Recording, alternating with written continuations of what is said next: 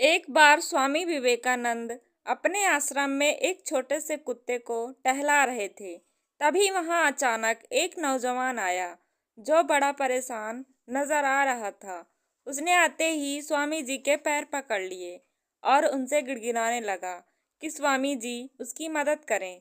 स्वामी जी ने उसे उठाया और शांत रहकर अपनी समस्या बताने के लिए कहा।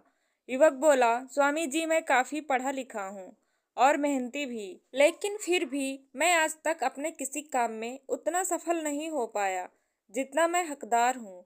स्वामी जी ने उसकी सारी बात गौर से सुनने के बाद उससे कहा कि मैं तुम्हारी समस्या का हल जरूर बताऊंगा, लेकिन उससे पहले तुम्हें मेरा एक काम करना पड़ेगा।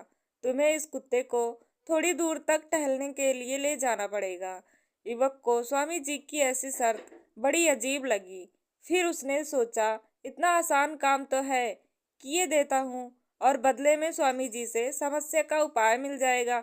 युवक ने स्वामी जी के पास से कुत्ता लिया और उसे टहलने के लिए ले गया। तकरीबन 30 मिनट के बाद जब युवक कुत्ते के साथ लौट कर आया, तब स्वामी जी उसी की तरफ देख रहे थे। स्वामी जी ने युवक से पूछा, तुम दोनों, कुत्ता और युवक, एक ही साथ गए थे, फिर तुम इतने शांत और ये कुत्ता इतना थका हाफता क्यों है?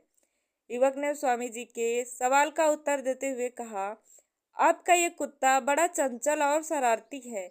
मैं इसे जहाँ ले जाना चाहता था वो उन सभी रास्तों को छोड़कर किसी और राह पर मुड़ जाता था। दूसरे जानवरों और इंसानों को देखकर डिस्टर्ब होता और उन पर भौंकने लगता। बस यही कारण है वो मंजिल तक आते आते इतना ज्यादा थक गया और ज्यादा समय भी लग गया। युवक की बातें सुन स्वामी जी उसकी तरफ देखकर मुस्कुराने लगे और बोले, तुम्हें तुम्हारे सभी सवालों का जवाब अभी तुमने जो कहा उसे मिल जाएगा।